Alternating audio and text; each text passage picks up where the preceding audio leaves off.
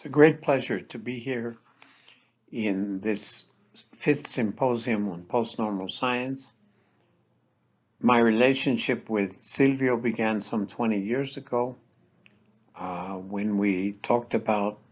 the importance of post-normal science and its significance for understanding the dynamics of peoples in the third world who are involved in trying to transform their relationship to their societies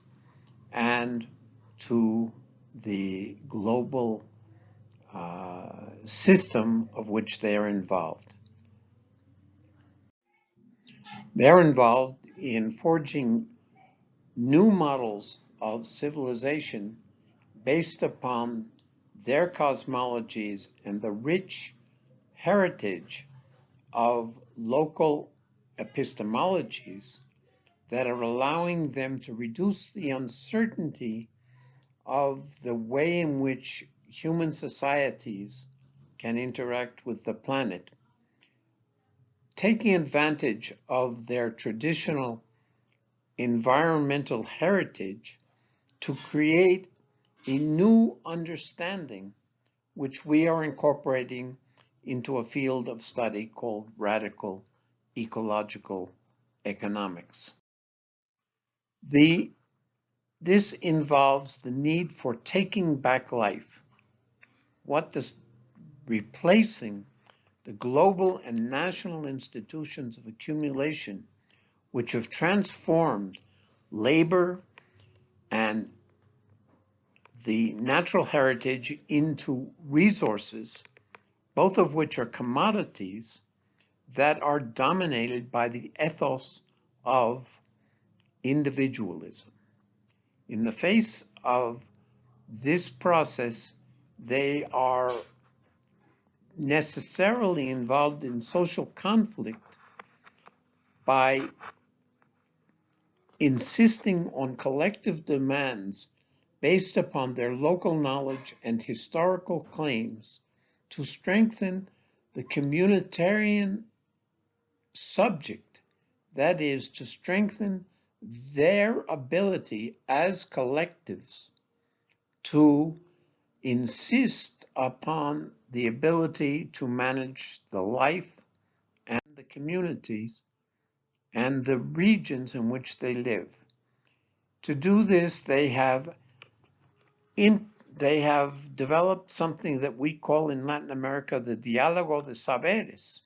an intercultural, interepistemic dialogue, which is the actual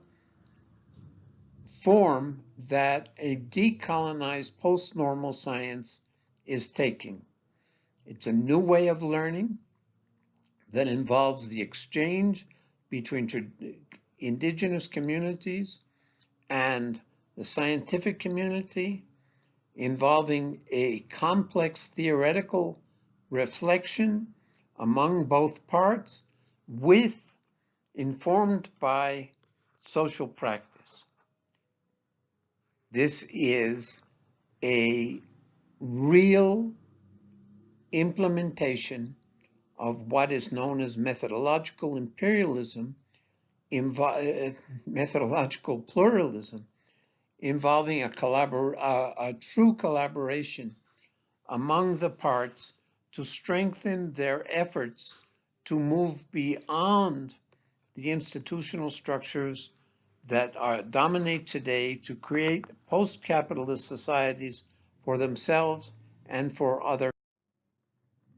To do this, they are implementing 5 different principles that are fundamental for building and consolidating their communities: autonomy or local management, which involves management of both the physical and the social and the political environment in which they live, creating solidarity among communities on a regional, national, and international basis, producing self-sufficiency that is producing as much as their local environment allows them to satisfy their own needs, and producing other goods for trade in solidarity markets, barter markets, and in international fair trade processes to allow them to acquire the goods which they cannot produce themselves. Doing all of this in a sustainable way in collaboration with the other communities within their ecosystems. We're using food sovereignty as an example of the way in which post-normal science can contribute to an improvement in the well-being of people and their ability to take care of the environment in which they live. Food sovereignty demands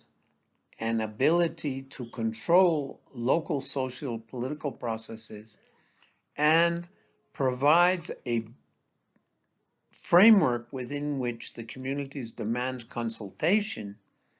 on any projects which outside interests might wish to implement within their own territories. Food sovereignty is an approach that involves conservation of the territory, taking advantage of the natural and social heritage to take care of the Pachamama, the Mother Earth, and enhance traditional production techniques with scientific advances using various available paradigms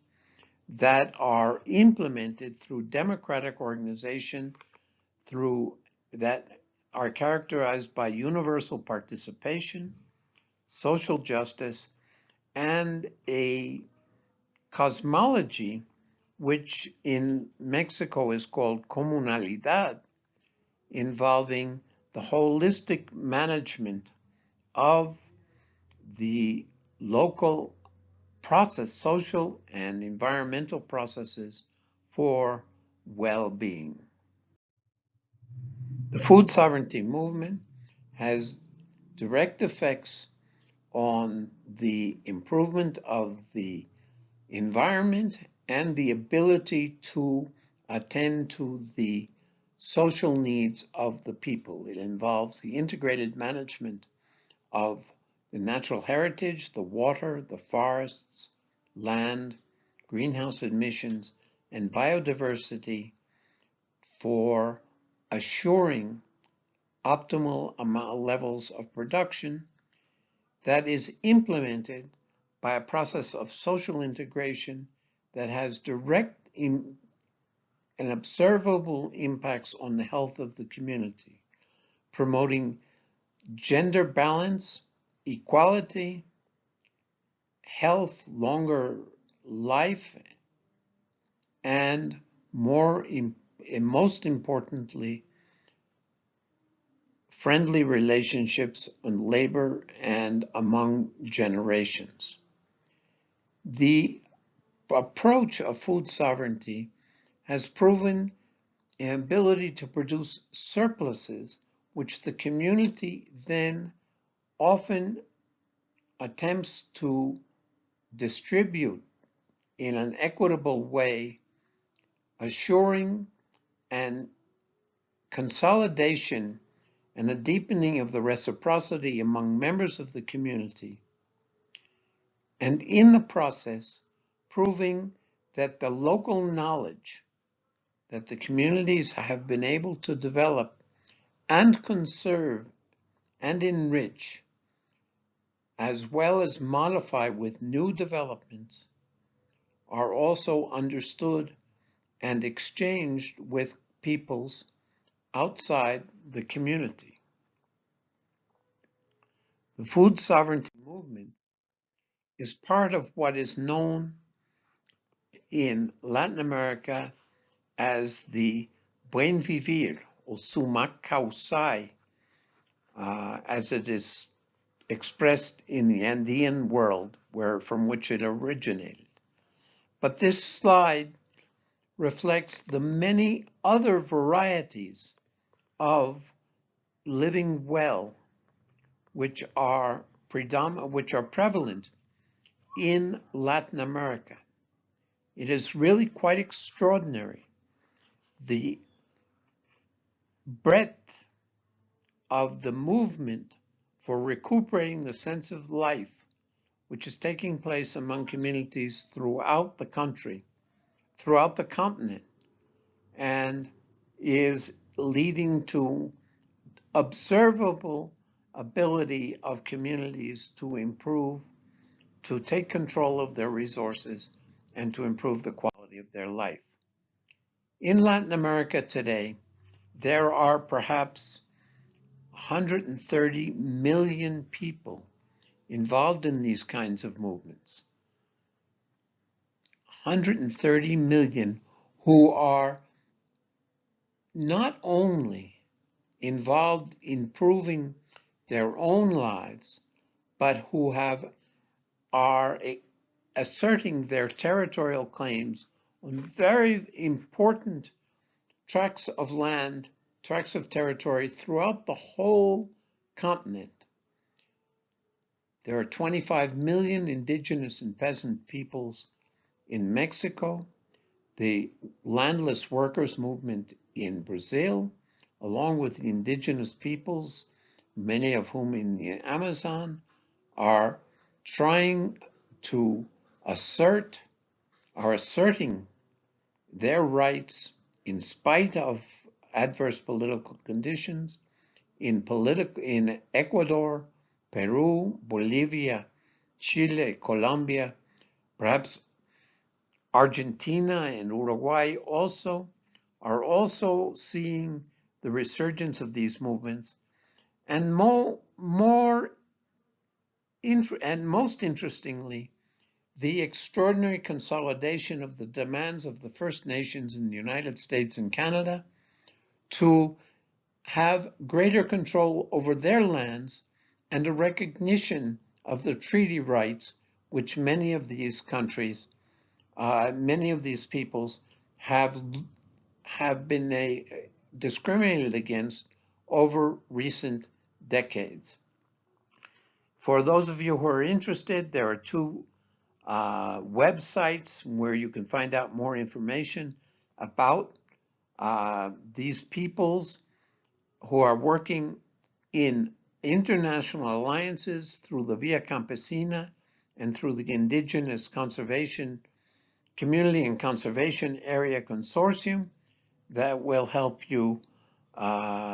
become familiar with a whole new world of activities.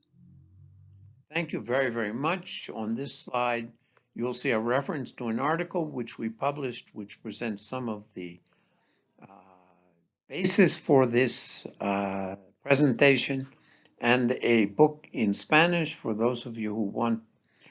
to dive into greater detail, talking about the history of many of these ideas. Thank you very, very much.